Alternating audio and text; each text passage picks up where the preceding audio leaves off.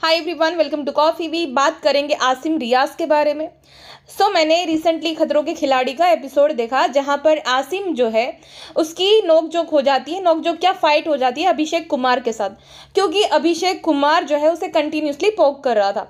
अब पोक कर रहा था, आसिम ने बोला कि भाई तुम मत बोल मत बोल मत बोल, फिर भी अभिषेक चुप होने का नाम नहीं ले रहा था। ये अभिषेक का हमेशा का है। देखो, आसिम को मैं यहाँ पे ये नहीं बोलूंगी कि आसिम की जो है सारी गलती थी, नहीं, अभिषेक कुमार भी कुछ कम नहीं है, उसका यही नेचर है अभिषेक का और शालीन का। ये दोनों यही करते हैं हमेशा से, दूसरों को पोक करना इन दोनों को बहुत अच्छे से आता है और मज़ा भी आता है, पता नहीं इनको ऐसे करके।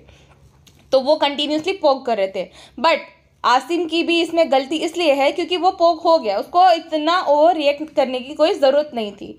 तो जब वो स्टंट कर रहा था वो कंप्लीट नहीं कर पाए तो वो लोग पोक करने लगे। अब वो कंप्लीट कर भी देता था लेकिन ये लोग कंटिन्यूसली उसे पोक कर रहे थे। आसिम को लगा कि इन लोगों की वजह से मैं अपना स्टंट कंप्लीट नहीं कर पाया, जिस वजह से वो बहुत ज़्यादा गुस्सा हो गया।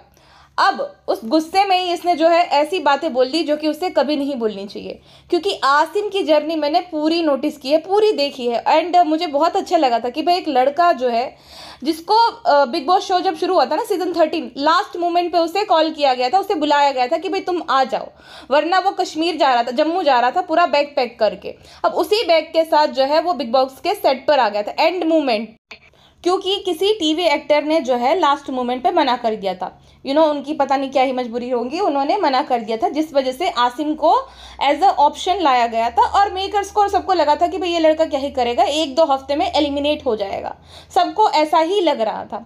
बट सबको आसिम ने गलत साबित कर दिया। आसिम जो है वो फिनाले तक गया और टॉप 2 में वो लेट सिद्धार्थ शुक्ला के साथ था और अनफॉर्चुनेटली वो सीज़न जो है सिद्धार्थ शुक्ला ने जीता था। अब उस शो ने आसिम को बहुत ज़्यादा सक्सेस दी, क्योंकि क्या था ना, सबको लगता था कि आसिम जो है वो डिजर्विंग विनर है।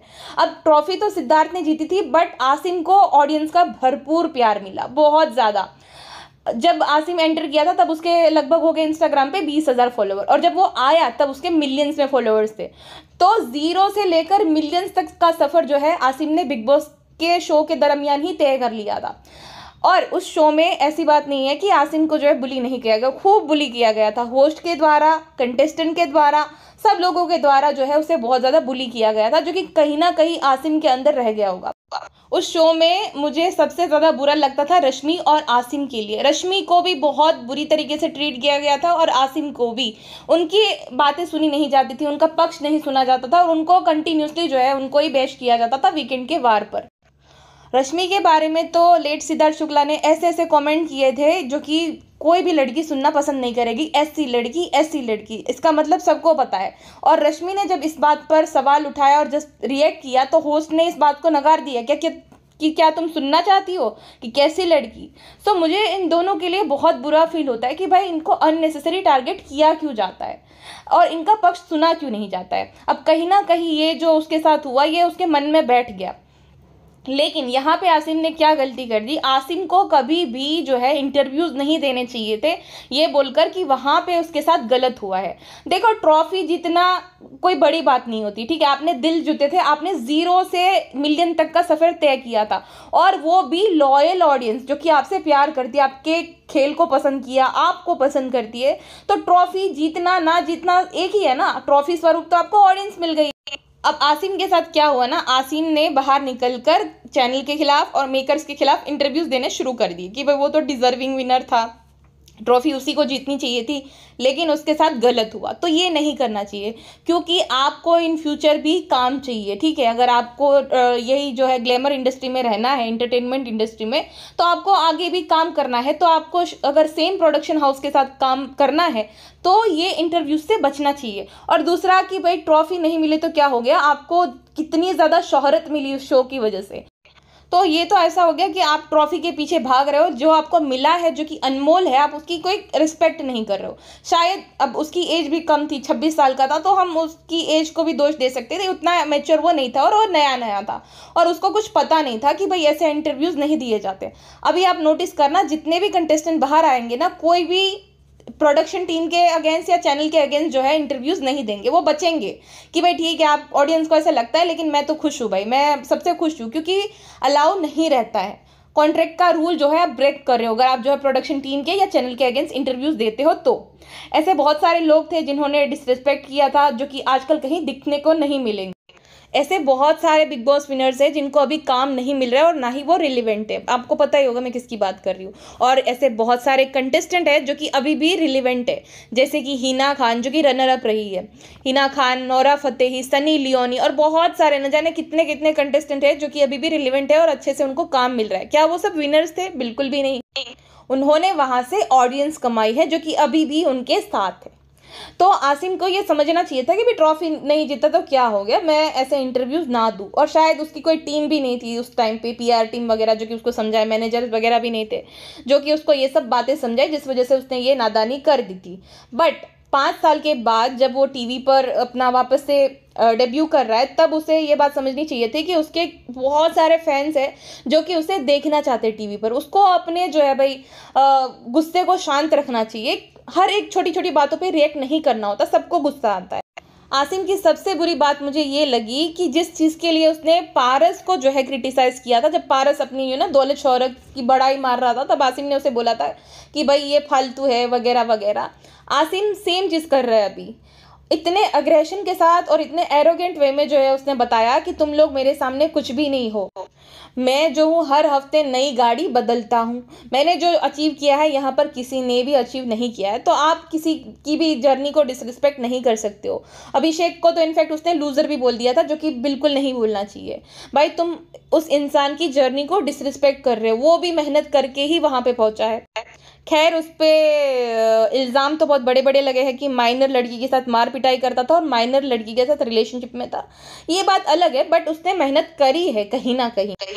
तो अगर आप 0 से मिलियन तक पहुंचे हो तो वो भी मेहनत करके ही पहुंचा है। आपको कोई हक नहीं मिलता है कि आप उसे लूज़र बोलो या तो उसकी जर्नी की डिसरिस्पेक्ट करो।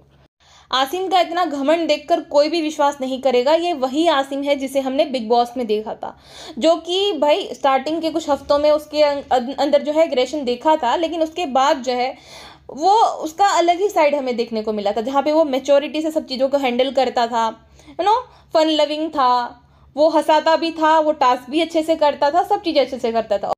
और मेन चीज़ ये थी कि कभी होस्ट को डिसरिस्पेक्ट नहीं करता था। उसने उस टाइम पे वो शो को अपने से बड़ा नहीं मानता था, इस टाइम पे भी नहीं मानना चाहिए।